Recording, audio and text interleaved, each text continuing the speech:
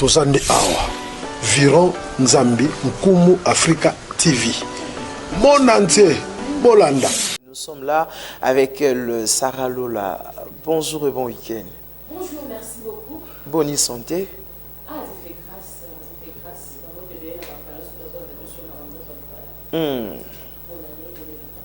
Vraiment, mbala liboso, to yamba on a plateau na biso et c'est vraiment ya makasi pa na biso et puis to lobi merci pour nous honorer sous cette émission Star Magique hein.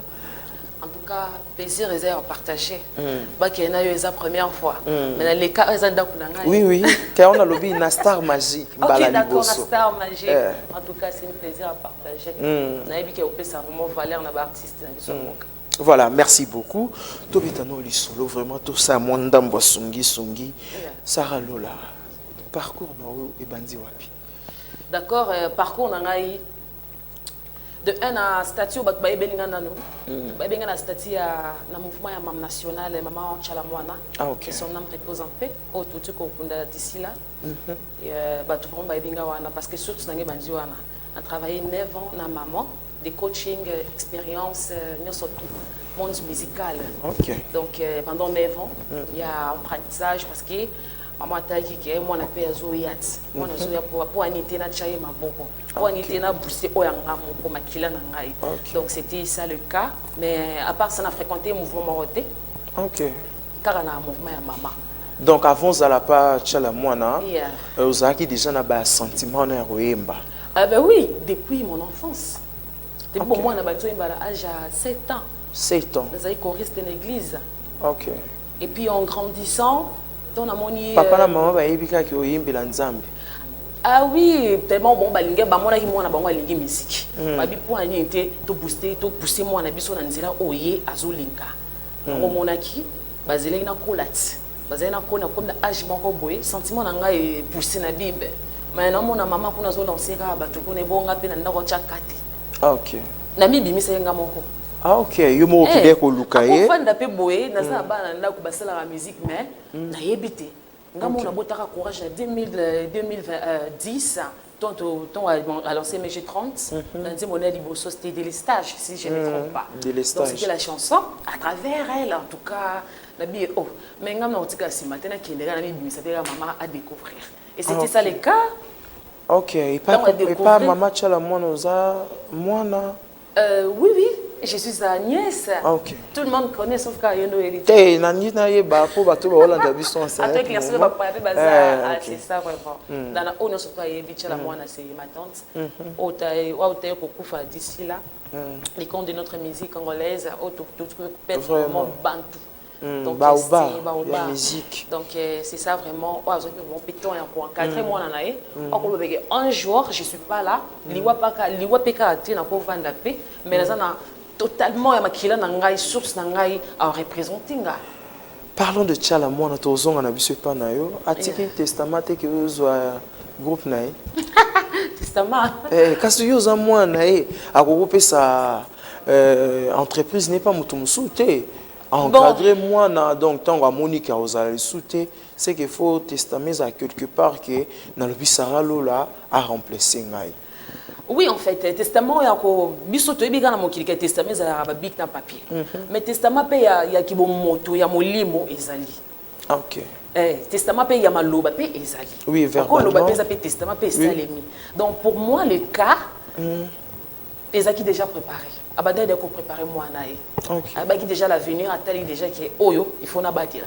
Oh il faut na préparer comme il faut. OK. Pour ne pas éviter ou akina maboko batu bisusu ba maltraitation ezalaka. Abatela ki yaye pour tala ki déjà musika. Et pas mam national nini penza ya mutuya oyo retenir na musique. OK. Bon, il y a mutuya on a retenir na musique c'est que on joue pas avec parce que to bota ma rapene yango. Mettons ba pesu yango nza ba pesu yango e ba pe ndenga ko kumbela on ndenga moki na moki. Ezana ba façon ba memela yango. La musique ça dépend de la discipline, l'écoute, en tout cas du respect. Na entourage pe équipe aux anango ba to kumbara biso pe c'est simplement respect. Là ici te que le quoi oza sope na yango wana ba no soba na scène non la musique c'est ngaka nyo surtout parce que Total la canne na bango surtout c'est eux qui nous poussent, c'est eux aussi qui bango de batam ça ba me marakumbo na biso. Donc la musique ça demande beaucoup et surtout que la patience aussi, la patience. La et patience beaucoup de travail. Oui, oui. Il faut beaucoup de travail, beaucoup à travailler sur ça parce que ce n'est pas de la blague. Ici, les gens il y a tellement de surprises. En tout cas, OSN maîtrise. Parlons de la patience. Pourquoi pas aux ala qui paient patient pour na koumela pas mam national. Aux ala qui trop pressé à Robima, babé ngopé leader. Ah bon, ils a nous sommes les arasoués à ba musiciens surtout. Ils a rêvé à musiciens surtout un vrai artiste. Bon, pour moi, ce n'était pas le cas. Il y a un longo avec un imbécilité. Surtout désolé, ce n'est pas un site.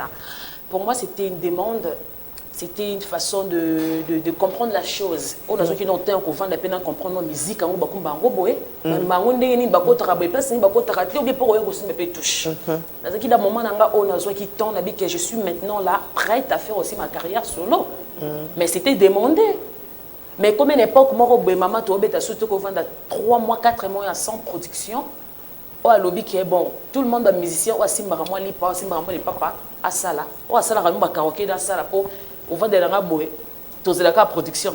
Ok. C'était ça, pour moi, l'occasion. Il y a un côté les mappés. On a joué qui vraiment force. Bon, je peux aussi fonder orchestre dans un mois en passé. Alors, quand ils ont déjà pour ça monter maintenant tant mam national lobby lobby non ezaki pour ça monter malanga te suze pour ça monter malanga melenga sala ko bande ko msute ba sali ka 2 ans baki mais ngana zaki trop c'est 9 ans 9 ans pe bazo ngi ba chuchute ngai tanga zaki bébé ta ba traiter nga façon ou ba traiter ba message surtout na côté na kati ya mouvement. Ok. Yeah, c'était pas le cas sentimental en tout cas place en sentimentalité. Ezaki facile pour na yo au sala groupe. Ezaki facilité pour ngai parce que de maîtriser technique musicale ba musicien hein les a facilité autant avec moi si en tout cas les esprits makasi donc na bandeko o ba linga ki ko accompagner nga na moment wana tanga ba karaoké ba yaki ba tracer ki na bango ba moment à karaoké et puis pendant 2 ans on a travaillé dans le monde à karaoké pendant 2 ans et puis il y avait aussi des productions, il y avait aussi des déplacements. Quand on a demandé à karaoké, au moins on a fait des déplacements enveloppe, maman paye ça. On a dit qu'il n'est pas enveloppe, maman a eu un gros. Après, tu peux ma boko. Au bandon ça bon. Ben oui, moi c'était ça. Peut-être fois Zakim, maman na eux, y a un bandon ça la bon. Non, c'était ma patronne. C'était ma patronne. En d'ailleurs, moi, maman na moi nandako, elle était ma patronne. Et il n'y a qu'un des bons pour nous respecter les normes et les ça là. Ok. Eh, il y a à investir. Ce qui est qu'on a eu parfois lié.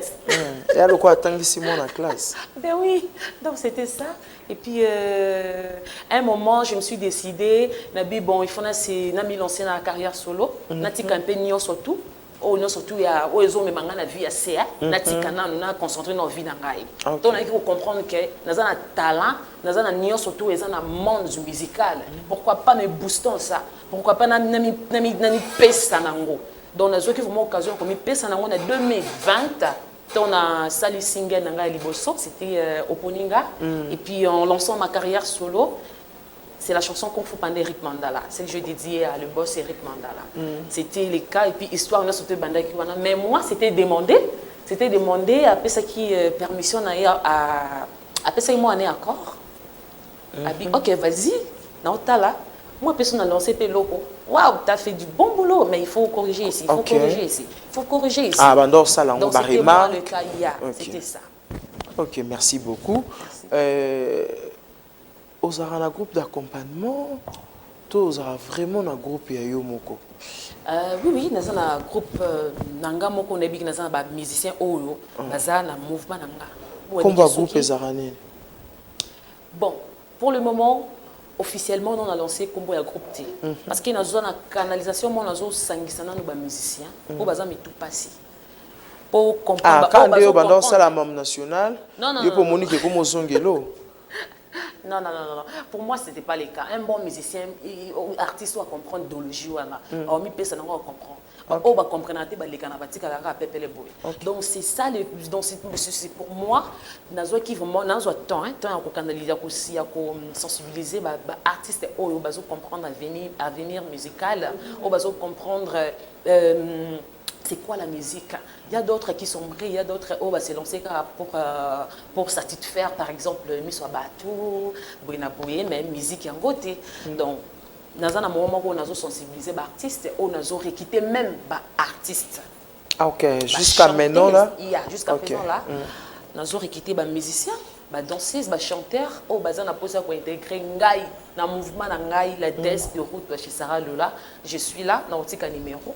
Comme ça, d'accord, oui, Peter, wapi.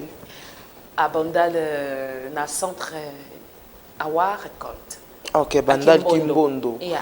Voilà. Chaque mardi à 10h. Chaque mardi à 10h. Yeah. Répétition pour la bâtonnière. En tout cas, répétition pour la bâtonnière, c'est une arrêté qui n'a pas par rapport à décès à papa Nanga Kufa. Na maman Nanga Benenga Landaki. Oh, courage. C'est pas facile. Okay. Parce qu'ils sont dit, il n'y a rien. Je suis rien.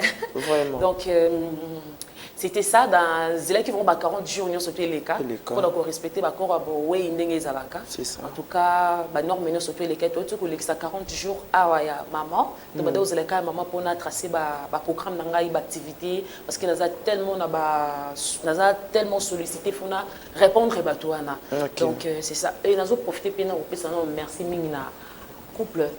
Kabila, maman Olive Lembe et le Raïssa. En tout cas, on a surtout porté dans mes thèmes à la biso, banaya, maman Tchalamouana, famille maman Tchalamouana, famille Tchalamouana. Merci na on a surtout sali. En tout cas, les amis. Merci beaucoup, c'est bien dit, mais toi, tu as un peu moins l'issoula banzimbo bimisi. Sarah Lola, au bimisi banzimbo mou belé. Combien de titres sur bimisi? Depuis que commis na charge ya yo moko. D'accord.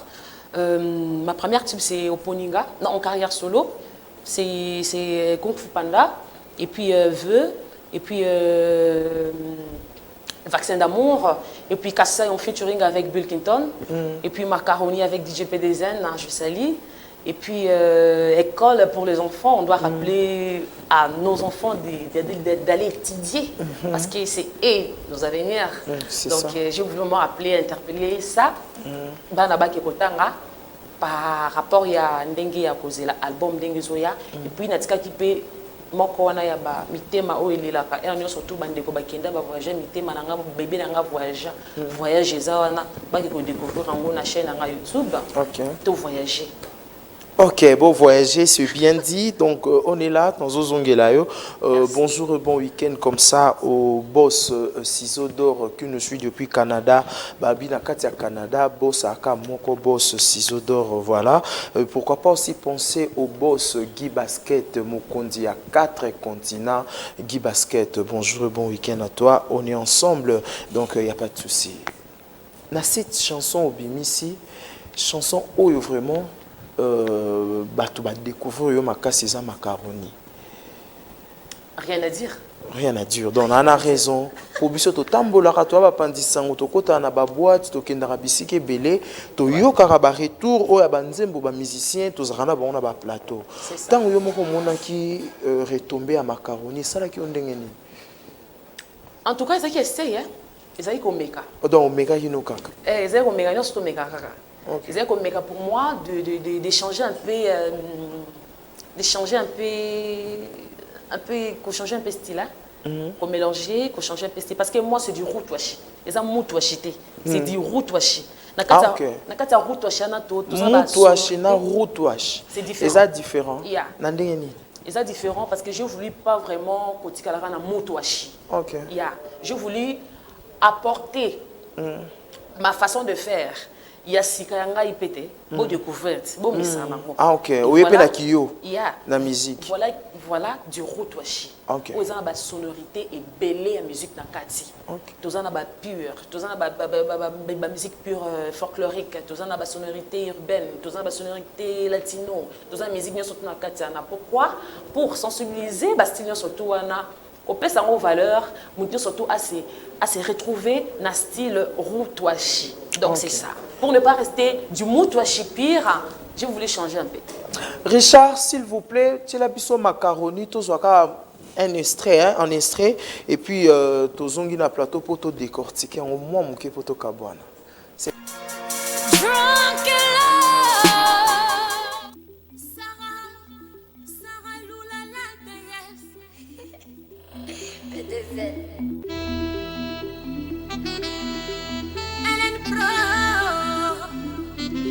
Macaroni, macaresse.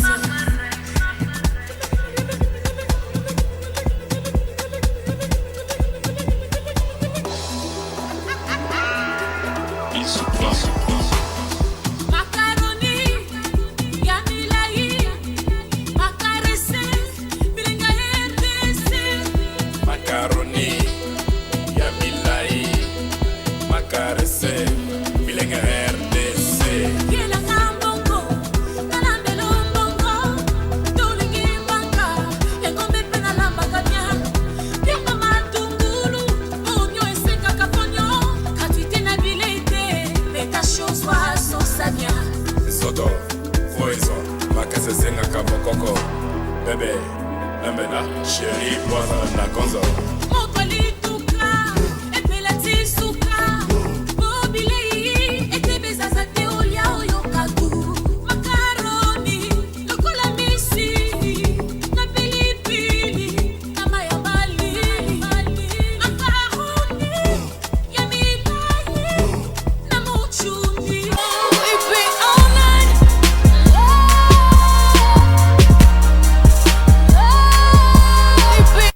Voilà, merci beaucoup. Je pense que Macaroni Batutu na banda kubamoni. D'ailleurs, nga nazara fanatique nango. Félicitations encore. Nanzembo kitoro la biso et ça livre vraiment bien na ba plaisir na ba fanatique nyonso o balingara à Sarah Lola. Mais Sarah Lola nga nazara nanga pe bankité.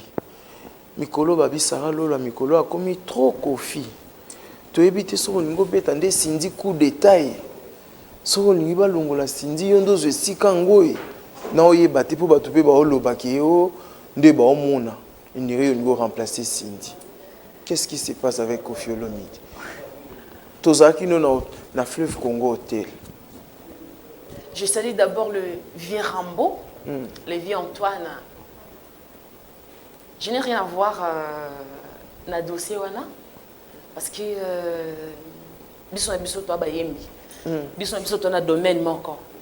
Est-ce que ils sont en jalousie place à Moninga ndenge nini nana makambo ngati kuna bango baza orchestre nga nazali na orchestre pe za leader ya orchestre na ngai. OK. Il y a différence des amants qui wana. Donc c'est une façon de faire de faire comprendre quoi que moi j'ai une relation avec Koffi Olomide. Naba musicien naie. On se parle, on se salue, ça passe. Babi on a Cindy Bosola, te Cindy kuta lingane ko yoka ute. Soka amuni apesi yo mukongo. Naza bankité. Cindy kuta pia kumbotete. Franchement, rester vraiment tout ce cas là bas professionnel.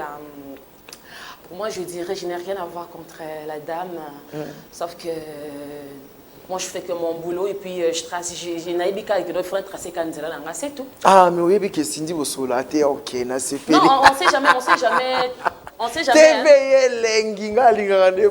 Tout n'a dit. Non, le consola na mututé, c'est trop dire. Ce qui monte beaucoup t'en a déjà une occasion moko boé. Beaucoup t'en a déjà une occasion beaucoup sola. Mais non, le sola té boé banité, bo travailler té, boé banité, bo sola nini.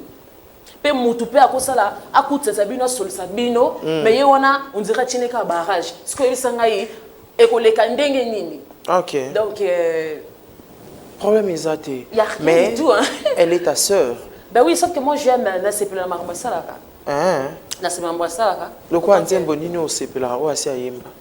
La sepela nzembo na kalabwe ikia o kofia lancer na ikia. Fais ça sur mon morceau.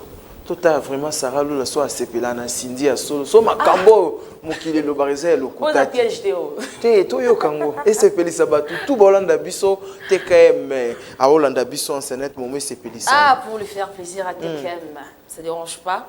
Donc pour na Congo mobimba, biso surtout ba musicien ya Afrique. Biso tout ça musala morceau c'est koyemba faut koyemba c'est pas grave. Ba chance nanga ya bo mwana esi lelinga kaka boye. L'écolo yako patiente fidélité bomanga zelaka wa yeah balinga ya soba bala quartier comment masculin Francine la vinanga olingi nini. Oh, na lingika Sarah Lola musique. Voilà, même na coulisse, même na banda que je pense que babeti maboko, voix kitoko, ndetika oza en studio. Ah, ya solo penzo linga Cindy. Donc bateau. Ah, ok. Likambo totino yo. Fali poupa lela ototine. Ah bon?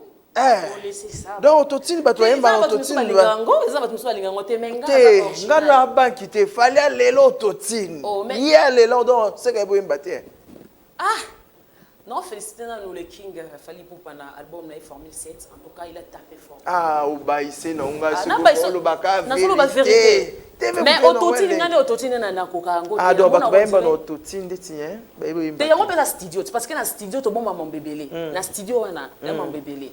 Live eza mamsusu. OK. Donc c'est différent. C'est une des choses différentes. Mais pas na ngai autotine ça existe pas. OK. Autotine na tanga weza titre weza nini? Ba prononcer ngo. Autant bien, on le bien ou bien. C'est ça. Voilà, merci beaucoup. Et c'est vous qui font la bisous aux Anayo. Mais tout c'est l'album il y a Sigara quand. En tout cas, album du cercle. On a titre na wangwate wana eza avant goût il y a titre album. OK. Oh, ils ont déjà que ça montre déjà que ça va comme le monde entier. Cercle na ba cercle. Donc album ezalati. Ba thème bon na kat album na ezalati. C'est que ngana zo asirika na ba fan club danga na monde entier. Na ba tenu surtout bazo danga na monde entier. Boza la passion ya ko découvrir album on a lancé. On a vendu 4 ans de coffrage en préparant ça ma tout premier album na vie na mobimba. Eux vous a servi bientôt là. Je vous prie d'être patient. Voilà, merci beaucoup. Merci à vous aussi. Comment tu as trouvé l'émission? En tout cas, vous êtes accueillante, vous êtes aussi rigolant en même temps. Merci. Et puis, j'en profite de saluer toutes les personnes au Balandingaï. Dans la maman Waro, maman Olive Lembe Kabila, et puis maman Angèle, maman Sylvie Bongo, Aïcha Okoko, les boss Eric Mandala, les patrons de Goubo, les docteurs des ignorants. Maître Christian Sarkozy, Francine Tchala, Bernice et puis Khalifa, il est là. Il se passe avec nous aussi. Hein. Voilà. Khalifa, bonjour. Ouais, bonjour Francis Bissenda. Je pense que souligne yo pesa biso ka ba dédicace na batutu banandi en ce moment. Ouais, donc merci beaucoup Francis Bissenda. Donc na batutu balingara Sarah Lola la DS de Rotoshi. Tu vas retenir là-dessus, donc le 23 février, nous avons un hôtel pour le monde, nous allons dans la terrasse pour Mengo, bah il y a une musique originale. OK. Musique il y a encore ça. Musique pour le monde. Nous allons pour le monde la terrasse pour Mengo le 23 février. On a profité bien d'inviter à Bissenda. Je serai là. C'est gratuit hein. Parfois nous surtout baligner parce que je suis des retours sur scène. Nous avons invité nous surtout bah avant bah il y a Koyoka. Nous allons. Des heures à 2 heures du temps, de 18h à 21h. Ouais, 18h à 21h, donc vraiment tous à la on a belé batambon toi Congo on va boss Eric Mandala vraiment tous à la on a terrasse bon mais on a pour le monde tous à la on puis batu ba retenir que tous ngeli ba séance ba répétition na biso nyonso normal mardi tous à bon on a wa batutu balingi ba contacter biso ba benga biso na plus 243 81 64 10 137 plus 243 81 64 10 137 toujours recruter ba chanteuse ba chanteur donc le retour ça la musique vraiment ba basiste donc musique union sont vraiment au bien un numéro on a aussi coupé ça comme ça il y a manga moko on peut ça vraiment information nyonso. Voilà, merci beaucoup quelques salutations. Donc bon week-end na ngai pa ya Zizel Makwa Barbara Francine Tchala moi Sinzambe so moni obangi so bangi te c'est que on a makamu Francine Tchala moi Sinzambe Bernice la cadette mona suka Bernice la cadette boss Eric Mandala Levi Pai ya bana bandal boss Jacques Chiba Milek. Merci beaucoup. On est ensemble, madame. C'était maître Guillaume. Bisous. Et puis, je vous embrasse aussi. Merci beaucoup. Ça me va droit au cœur. Voilà. Tozande Awa. Viron Nzambi Nkumu Africa TV. Mon entier. Bolanda. Ezaka moko. Nkumu Africa TV. Vous s'abonnez. Merci à la population. Abonnez-vous. Dans Nkumu Africa télévision kitoko wele ma vérité. Nkumu Africa TV vous abonnez massivement ba Balingara Serge vous abonnez dans Nkumu Africa TV. Cabinet cosmétologique Dr Guilain le Bourgeois Nzambe ya loposo. Okomaki na poso lokola ya nyama, lokola ya nkewa, lokese to pengando. Docteur Kylian Le Bourgeois azo zongi sa poso na o neti na film. Pour être belle et naturelle, fréquentez Kylian Le Bourgeois. J'ai ma taille et ma peau. Mon secret, c'est Kylian Le Bourgeois. J'ai de la peau. Et Kylian Le Bourgeois pour voir l'opposition. Oh, pour vivre parce que pour avoir besoin, ils ont fait place dans mon corps. Pour faire une benda beauté. Olingi benda benda beauté. On a la peau à bébé. On a vraiment la taille bien. Tibeleza malunga fumam. Cabinet cosmétologique Docteur Kylian Le Bourgeois. Une réponse potentielle à toutes les peaux malades.